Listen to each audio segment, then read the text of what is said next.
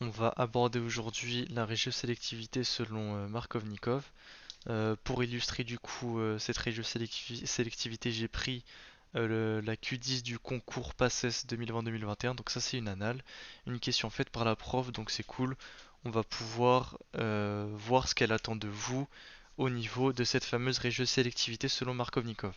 Donc on considère la réaction suivante, on fait réagir cet alcène avec du HBr, ce HBr qu'on pourrait aussi écrire HX parce que c'est un hydracide, hein, donc on se retrouve bien dans l'addition d'hydracide HX sur un alcène, ok.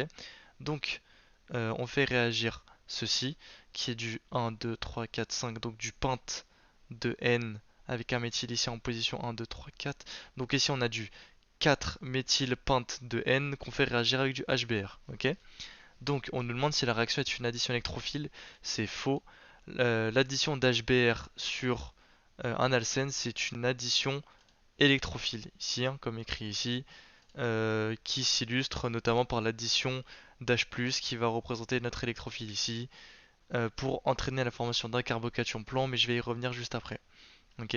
Cette réaction suit la règle de Markovnikov. Alors en effet, l'addition d'hydracide sur un alcène suit bien la règle de Markovnikov, c'est la régiosélectivité selon Markovnikov. Je vais l'expliquer plus en profondeur, notamment dans l'item d'après. La structure du carbocation le plus stable formé au cours de la réaction est. Ok. Donc ce qui se passe c'est que déjà on va analyser le ou les carbocations qui sont formés. Donc on a l'alcène, on a du coup l'addition du H du HX qui va venir rompre la double liaison. En fait, ce H, ici s'additionner sur le carbone de droite, mais il peut aussi s'additionner sur le carbone de gauche. C'est ce qu'on va voir. Hop, du coup je vais redessiner la molécule ici et l'autre molécule ici sans les doubles liaisons. Donc là, si l'hydrogène s'est additionné là, donc du coup on passe de CH2 ici, non pardon, de CH à CH2. Ici on aura donc un carbocation. Voilà, c'est le carbocation de l'item. Sauf que du coup, si l'hydrogène s'était additionné ici, on aurait un carbocation ici.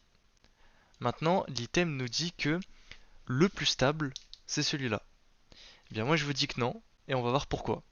Quelque chose qui est important à comprendre, c'est que, c'est pas forcément écrit dans vos cours, mais quelque chose qu'il faut comprendre, c'est que les alkyles, donc tout ce qui va être CH3, CH2, CH et autres, euh, ont une caractéristique qu'on va dire, en gros, les alkyles ont un effet inductif donneur. Qu'est-ce que ça veut dire?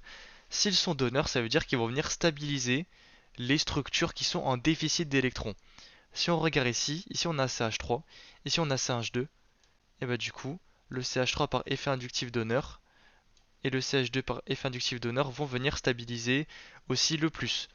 En soi, le CH3 et le CH3 aussi ici peuvent aussi venir d'une certaine manière stabiliser aussi, sauf qu'il y aura une certaine déperdition au cours des liaisons parce que du coup c'est un peu loin.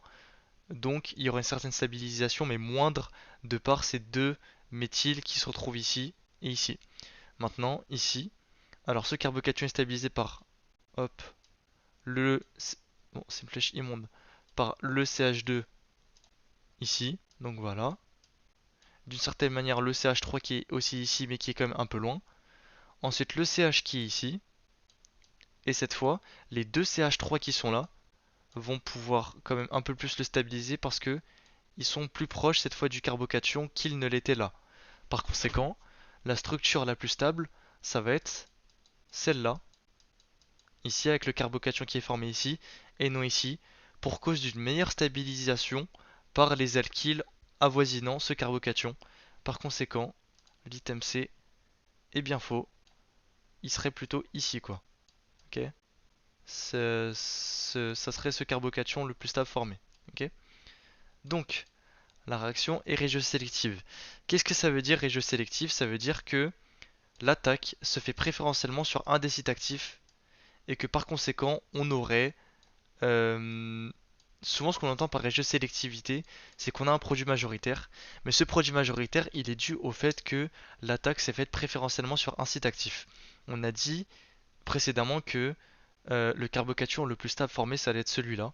Ok. Par conséquent, euh, le Br, parce que du coup il va nous rester un Br moins dans la nature, le H s'additionner soit là, soit là. Le BR-, il va attaquer du coup soit là, soit là. Sauf que du coup, le carbocation le plus stable, ça va être du coup celui en majorité.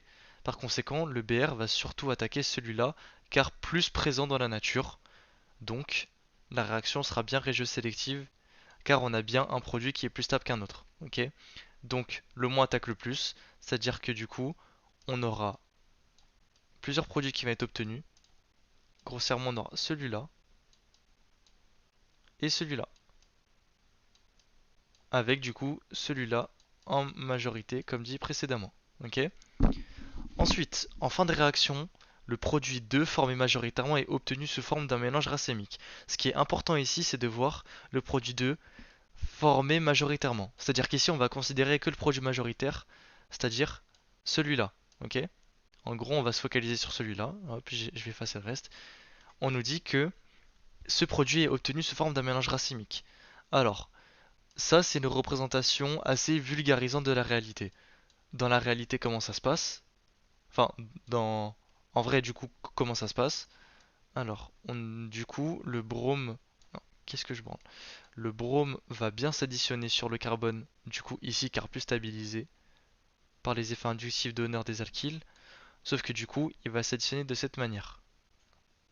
Il va s'additionner. Et comme ça, hop, avec le H qu'on n'oublie pas, mais aussi comme ça.